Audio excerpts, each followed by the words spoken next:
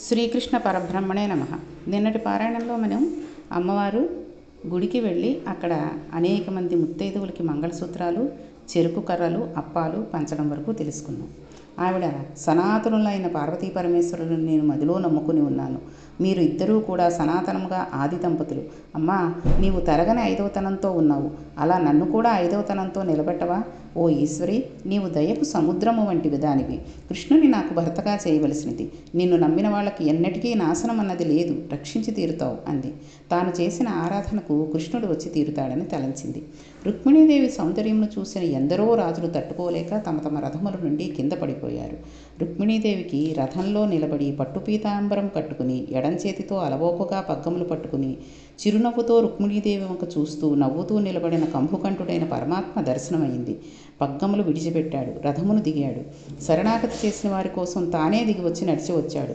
శరణాగతిలో ఈశ్వర వైభవం ప్రకాశించింది. ఈశ్వర ప్రతిజ్ఞ. తానే రథం దిగి వచ్చాడు. అలవోకగా అమ్మవారి చెయ్యి పట్టుకున్నాడు. తన రథం ఎక్కించుకున్నాడు.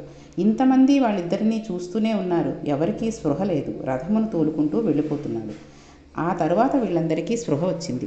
కృష్ణుడు రుక్మిణీదేవిని ఎత్తుకుపోయాడు అన్నారు. పరుగు పరుగున వెనక్కి వెళ్ళి ఈ విషయాన్ని శిశుపాలుడికి, జరాసంధుడికి చెప్పారు. కొంతమంది కృష్ణుని పట్టుకుందామని కృష్ణుని రథం వెంటపడ్డారు. కృష్ణుడు సుదర్శన చక్రంతో వాళ్ళ కుత్తుకలను కత్తిరించేశాడు. ఎందరో పడిపోయారు. బుగ్గన చుక్క పెట్టుకుని శిశుపాలుడు జరాసంధుడి దగ్గరకు వెళ్ళాడు.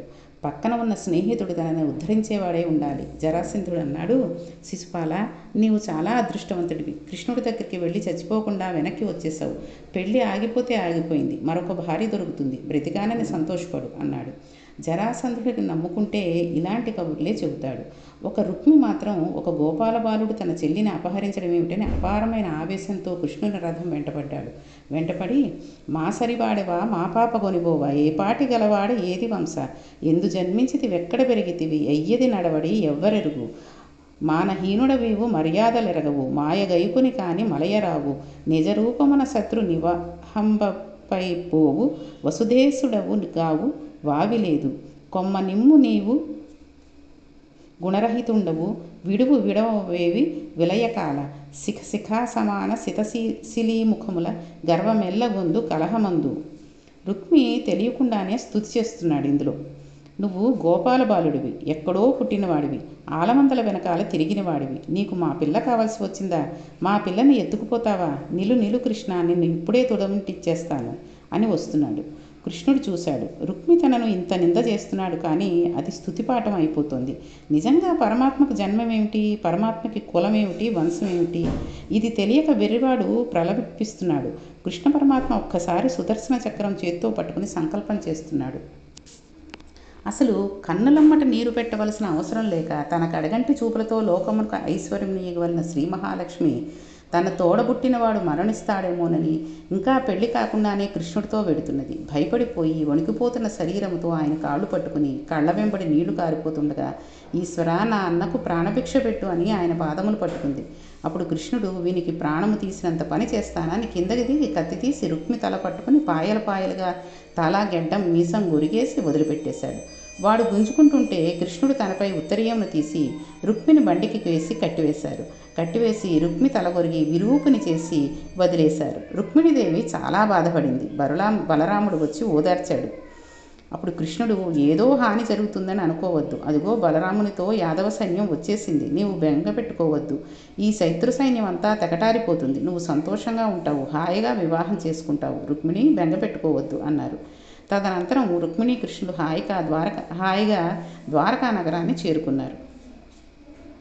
ధ్రువకీర్తిన్ హరి పెండ్లియాడే నిజచేతో హరిణిన్, మానవైభవ గాంభీర్య విహారిణిన్, నిఖిల సంపత్కారిణిన్, సాధు బాంధవ సత్కారిణి,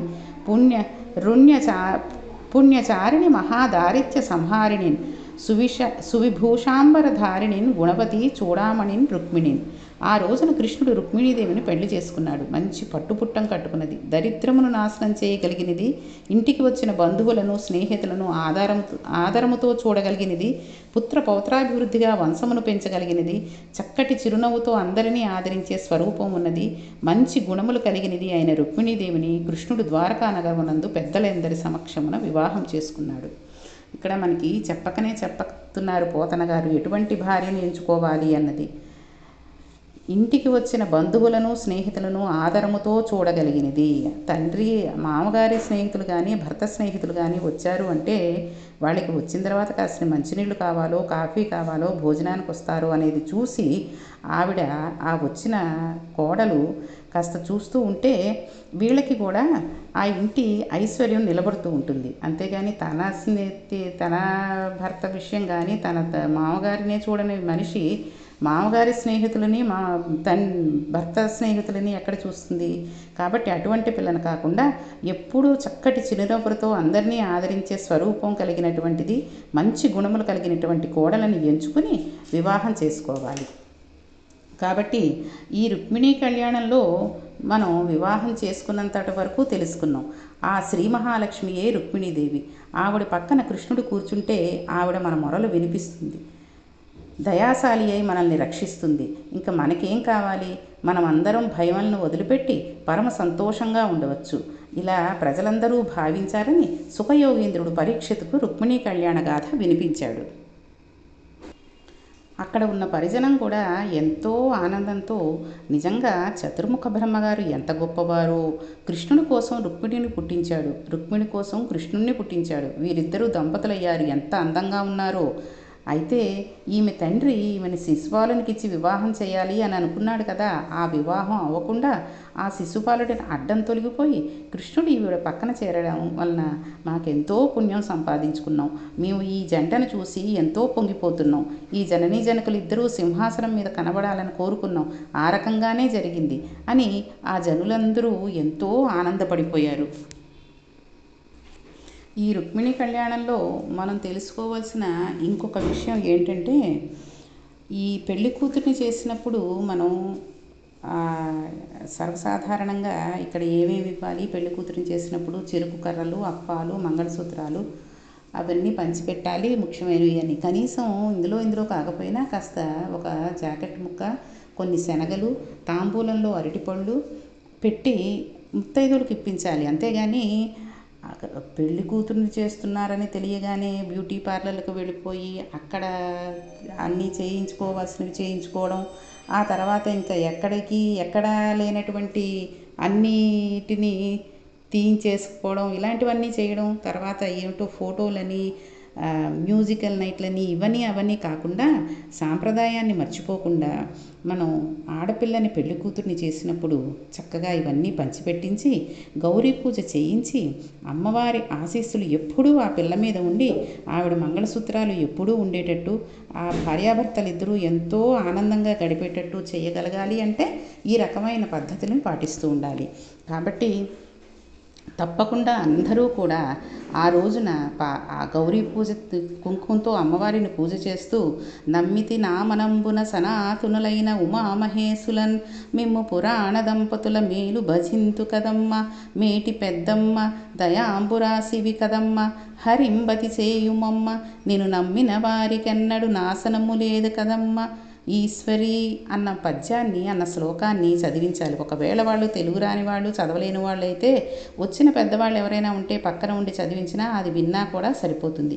ఈ లలితా సహస్రాలు అవి కూడా చాలామందికి ఈరోజు ఈ కాలం పిల్లలకి రావు కాబట్టి పక్కన ఎవరైనా వచ్చిన పెద్ద ముత్తైదులు ఎవరైనా ఉంటే ఆవిడ చదువుతూ ఉంటే అది శ్రద్ధగా ఆ మాటలు వింటూ, ఆ శ్లోకాలు, ఆ అష్టోత్తరంలో నామాలు వింటూ ఆవిడ కనుక పూజ చేసుకుంటే తప్పనిసరిగా మంచి ఆ భర్త ఎలాంటి వాడైనా మంచి దాంపత్యం కలిగి మంచి సంసారాన్ని చేసుకుంటారు. అంతేగాని ఈవిడ మటుకి ఈవిడ చదువుకుంటూ ఉంటుంది, ఈవిడ చేతితో కుంకుమ, పసుపు, పువ్వులు, అక్షింతలు వేసేస్తూ ఉంటుంది. ఆ పక్క వచ్చిన వాళ్ళకి ఓ పక్క ఎడం చేత్తో హాయ్ చెబుతూ కెమెరామెన్ చూసినప్పుడు సర్దుకుని ఫోటోలు తీయించుకుంటూ చేసిందంటే ఆ గౌరీ పూజ అవ్వదు. కాబట్టి అందరూ కూడా పెళ్ళి కావాల్సిన పిల్లలు ఈ రుక్మిణీ కళ్యాణాన్ని విని ఇదంతా ఒక 3-4 రోజులు చెప్పినట్టు అయింది కాబట్టి అంతా కూడా కలిపితే ఒక అరగంట గంటలోపు అయిపోతుంది. పెళ్ళి కావాల్సిన వాళ్ళు శ్రద్ధగా విని చక్కగాను అమ్మవారిని పూజించి ఎంతో సంతోషంగా ఉంటూ మంచి భర్తని కృష్ణుడి వంటి మంచి భర్తని పొంది అన్యోన్య దాంపత్యాన్ని కలిగి ఉండాలని చెప్పి మనకి ఈ అధ్యాయంలో ఈ దశమస్కందం పూర్వభాగంలో మనకి ఈ రుక్మిణీ కళ్యాణంతో ఇక్కడికి ఆపేశారు. అయితే రేపటి నుంచి మనం దశమస్కందం ఉత్తర భాగంలో కొన్ని చరిత్రలు తెలుసుకుందాం. అందులో ముఖ్యంగా చాలా మటుకు పూర్వభాగంలో ఉన్నవి ఒక రకమైన ఈ కృష్ణ జననం, తర్వాత పూతన సంహారం ఇలాంటివి అయితే దశమస్కందంలో ఆయన పెద్దవాడైపోతాడు కాబట్టి, యవ్వనంలోకి వచ్చేసాడు కాబట్టి ప్రద్యుమ్న కుమార చరిత్ర, శ్రీకృష్ణుడికి అష్టభార్యలు, సమంతకమణి ఉపాఖ్యానం ఇలాంటివన్నీ, బలరాముడు రుక్మిణి చంపడం ఇలాంటివన్నీ కూడా తెలుసుకుందాం. అది అయిన తర్వాత మనకి ఏకాదశ స్కందం వస్తుంది. కాబట్టి రేపటి నుంచి దశమస్కందం ఉత్తర భాగం తెలుసుకుందాం. ఇక ఈ రోజుతోటి రుక్మిణీ కళ్యాణం అయిపోయింది కాబట్టి అందరూ పెళ్లి కావలసిన వాళ్ళు చక్కగా వింటారని, పెళ్ళి అయిపోయిన వాడు వింటే చక్కటి సంతానం కలుగుతుంది. తర్వాత ఆ భర్త కూడా ఎలాంటి వాడైనా సరే మారి చక్కగా ఉంటారు అనే ఉద్దేశంతో ఈ రుక్మిణీ కళ్యాణం దశమస్కందం పూర్వభాగంతో ముగించారు. రేపటి పారాయణంలో ప్రద్యుమ్న కుమారి చరిత్రతో మిగిలిన పారాయణం చేసుకుందాం. శ్రీకృష్ణ పరబ్రహ్మణే నమః.